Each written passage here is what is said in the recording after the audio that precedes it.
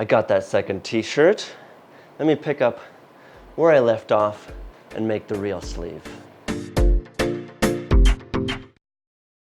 Got this one from last week here, and I'm going to be just transferring over all my measurements from there. So nothing new just yet. 4.5 inches.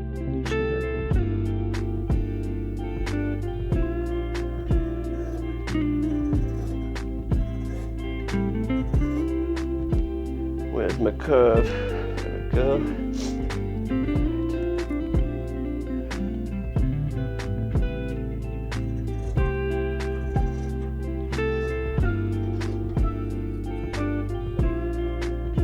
And then finally, the long white bit of the sleeve, sometimes referred to as a sleeve.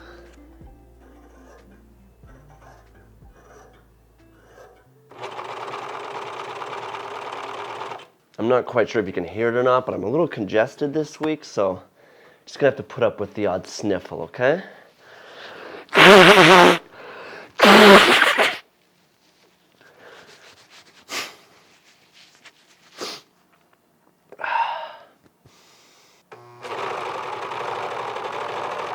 Unfortunately, with the right hand sleeve, it is not just a step and repeat of the left because, well, you'll see they're slightly different. I make the right hand smaller to match the different size arms of mine. I'm sure I'll be putting links somewhere if you want to learn more. The measurements, of course, are different between the two, but the process is exactly the same.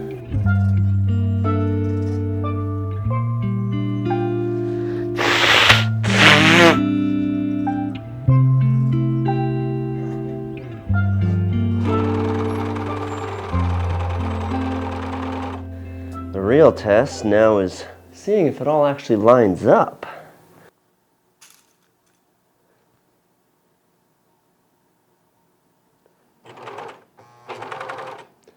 It's not perfect, but decent. This fabric is also stretchy, so I can fudge it a little bit. Moving on to the front placket bit.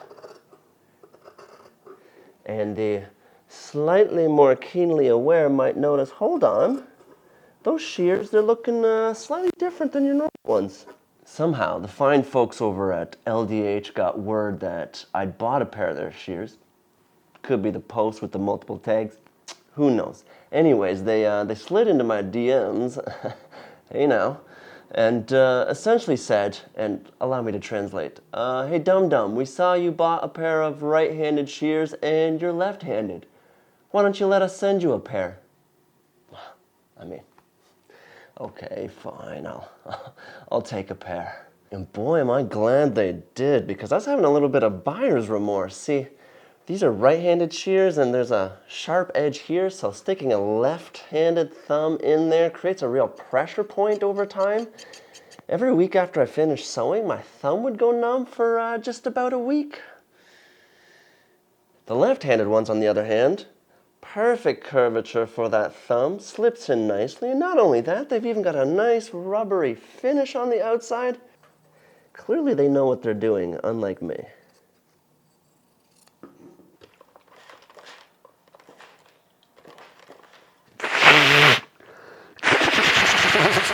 I am being a little smarter with this placket though, I believe, because I'm only going up to this red line here, so that way I don't have to add in another color again.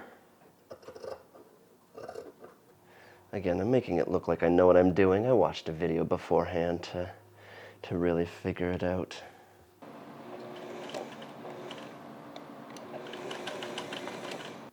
I am making sure to take all the lessons I learned from those button-ups in my last project, so I'm not making multiple collars again. Measure it out a couple times. I do, however, want to construct it slightly different than I did last time. So in the past, I usually make the whole collar itself first, and then I attach it onto the shirt. But instead, I'm just sewing the band part of the collar onto the shirt first.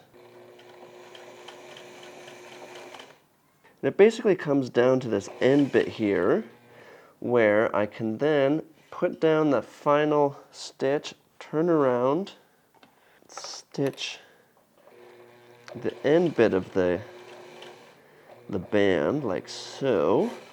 When I flip it all around the other way, if I've done this correctly, there we go. It roughly squares up nicely on the edge. And then take the collar bit and stick that inside of the band. I'm gonna have to line this all up, of course, and stitch it in.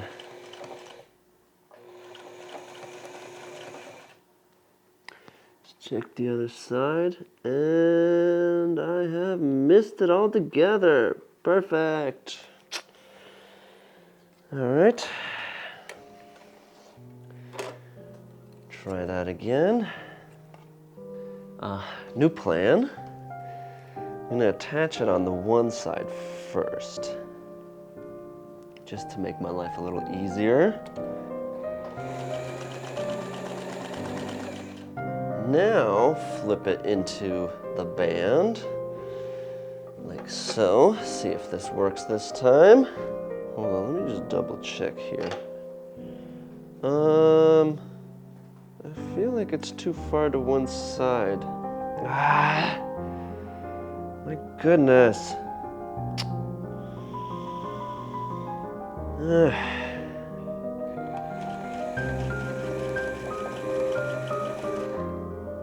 All right, I realigned it. Let's do this one last final stitch on the collar here.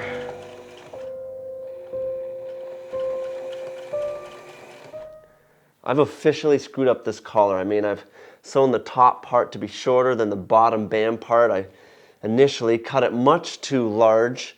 It's extra stretchy on the outside, and I got the interfacing on the inside. It's just pleating and folding, and honestly, this thing has been more work than I thought it was going to be. It's just supposed to be a simple polo shirt that was a 1-week project, and after 2 weeks, I've barely got anything done. This is madness, and can I be honest, this cold of mine, it's not helping either, so I don't know what I'm going to do. I really don't.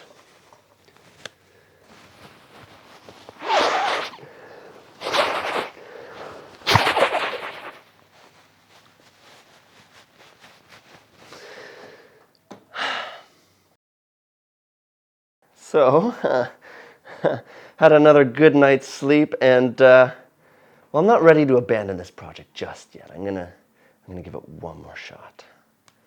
First, I'm moving the placket in by about 1/2 inch on either side, and I think the reason my neck hole got too big is this stretchy jersey fabric.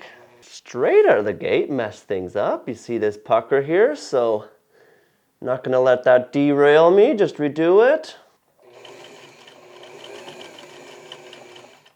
So now I got another pucker, this time on the other side of the placket. I think I just have to walk away. This thing, it's fighting me every step of the way. This stretchy jersey fabric, kind of a one-time thing. You can't sew over it too many times before it just stretches and pulls and puckers and goes weird. And look, I've had it. No batter bats 1,000. I gotta walk away. And look, it's not that, I'm mainly trying to convince myself. I'm trying to convince myself that I just gotta walk away.